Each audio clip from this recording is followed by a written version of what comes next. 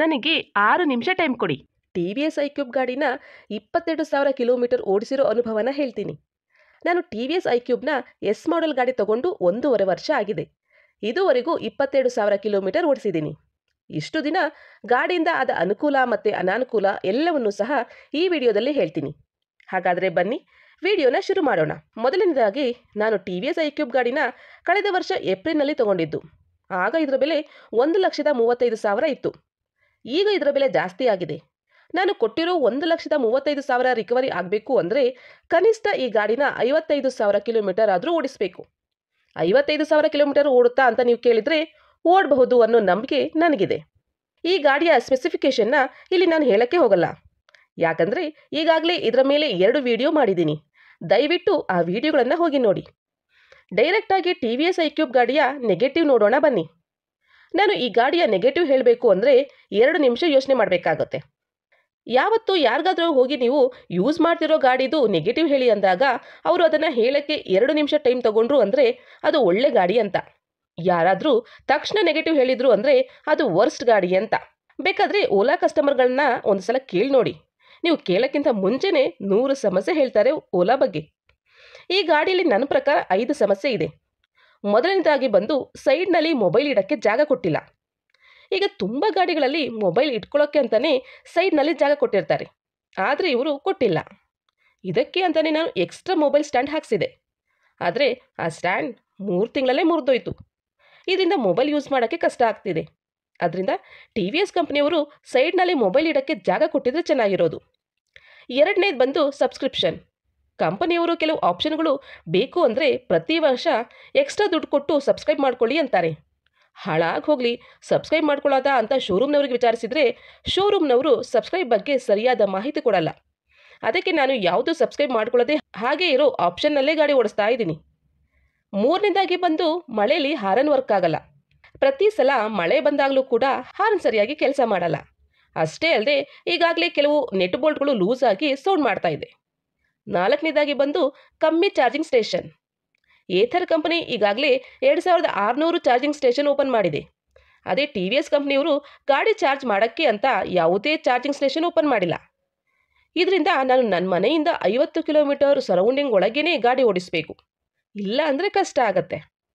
ನಿಮಗೇನಾದರೂ T V S charging station ಬಗ್ಗೆ ಗೊತ್ತಿದ್ದರೆ ಕಮೆಂಟ್ ಬಾಕ್ಸ್ನಲ್ಲಿ ತಿಳಿಸಿ. 5ನೇದಾಗಿ ಬಂದು ಕಮ್ಮಿ ವಾರಂಟಿ. ಇವರು ಬ್ಯಾಟ್ರಿ ಮೇಲೆ ಬರೀ 3 ವರ್ಷ ವಾರಂಟಿ ಕೊಟ್ಟಿದ್ದಾರೆ. ಇದು ನನಗೆ ಕಮ್ಮಿ ಅನ್ನಿಸ್ತು. ಕಂಪನಿಯವರು 5 ವರ್ಷ ವಾರಂಟಿ ಕೊಟ್ಟಿದ್ದರೆ ಚೆನ್ನಾಗಿರೋದು.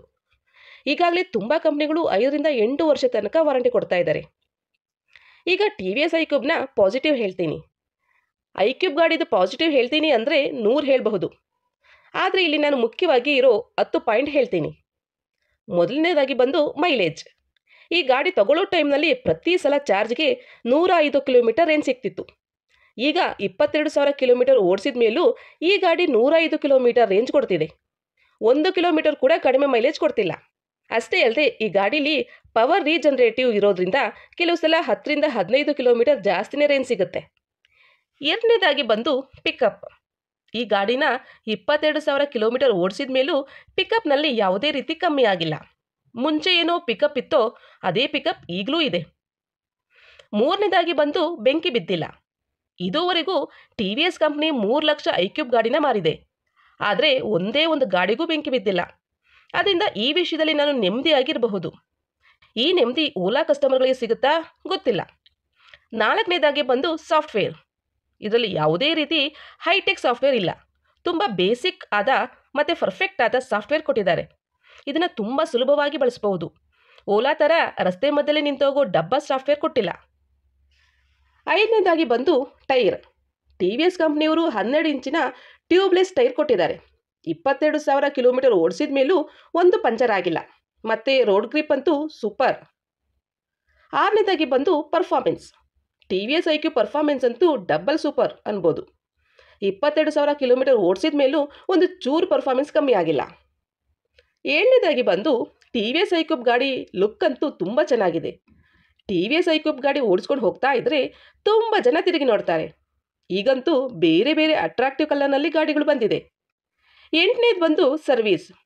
ಇದುವರೆಗೂ ನಾನು 5 ಬಾರಿ ಸರ್ವಿಸ್ ಮಾಡಿಸಿದ್ದೀನಿ. ಟಿ ವಿ ಎಸ್ ಶೋರೂಮ್ನವರು ಒಂದೇ ದಿನದಲ್ಲಿ ಸರ್ವಿಸ್ ಮಾಡಿ ಕೊಡ್ತಾರೆ. ಅದು ನಾನು ಪ್ಯಾಕೇಜ್ ತಗೊಂಡಿರೋದ್ರಿಂದ ಬರೀ 100 ರೂಪಾಯಿಗೆ ಸರ್ವಿಸ್ ಮುಗಿಯುತ್ತೆ.